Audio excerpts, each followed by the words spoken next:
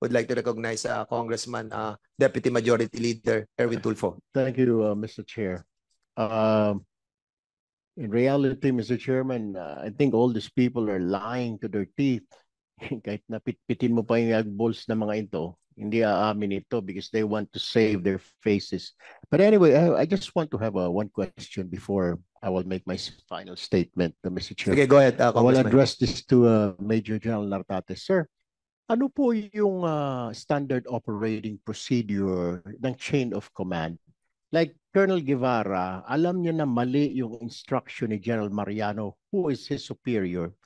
What will he do next? Kung alam mo na mali yung instruction sa'yo na superior, will you go to the higher level, to the next ranking officer, a higher than General Mariano? Can you tell us, please? Can you enlighten us all here?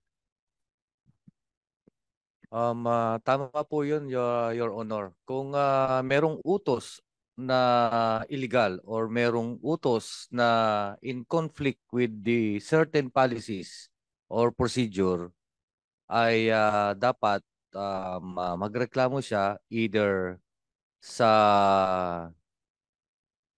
superior officer niya, direct superior, or he can go up. No, Marami superior officer General Nartates is superior officer niya, General Mariano, dahil andis sa DSOU, tama? So, meaning to say, mali yung instruction sa kanya ni General Mariano. Pwede ba siyang dumiretso sa iyo o sa deputy mo, deputy head ng NCRPO or sa iyo mismo? Pwedeng dumiretso sa akin or sa mga kasamahan ko sa regional headquarters, Your Honor. Alam naman po ito, General Nartates, na lahat ng mga officers natin ng PNP, pagpasok po nila sa service, ito po yung tinuturo, yung chain of command. Tama po ba?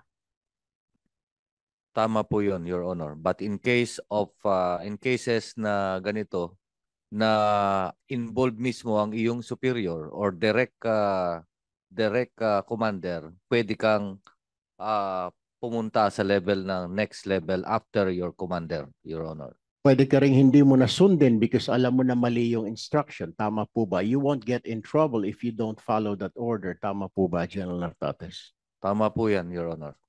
Now, Mr. Chair, I would like to direct now my statement to General Mariano. General Mariano, I think you are a disgrace to the Philippine National Police, especially to the officers' corps, especially to the high-ranking officers of what you did. Obvious po na nagsisinungaling ka. Obvious po na pinagtatakpan ka, pinipilit nito mga tao mo sa ilalim. Pag tinatanong sila kung kaninong kasalanan, ayaw kang ituro. Pare-pareho naman ho kayo mawawala sa serbisyo. Natatawa na lang nga po itong mga senior officers na mga kasama niyo ho dati, si Colonel Busita, ngayon ay congressman, na si General Acop, na ngayon congressman na rin. You guys are all lying. Mr. Chairman, may I hate to say this, parang binabastos ho itong committee mo. Kaya if you would, Mr. Chair, and I don't know if our other congressmen here, our committee members will agree with me. Sir, let us cite these people in contempt. Siguro nalulungkot yung 6 na nakakulong sa baba. Gusto siguro nilang magkaroon ng party sa baba.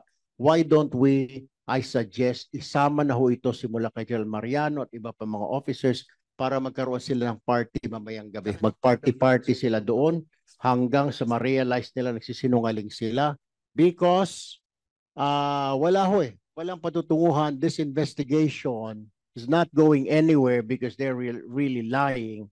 May mga testigo na ho tayo, ayaw pa rin magsalita. So, if you would, Mr. Chair, I would like to cite in contempt these other officers kasama si General Mariano. I hate to say this, but we don't have a choice, Mr. Chair, para kung binabastos ang committee mo, pinaglalaruan, pinagtatatawanan, akala siguro mga batang paslit tayo dito sa Congress. So we have to teach them a lesson, Mr. Chair. Okay. Is that a motion, Mr. Yes, Mr. Chair. That's my motion. Okay, Chairman. Okay, before we act on the motion, 1 minute suspension.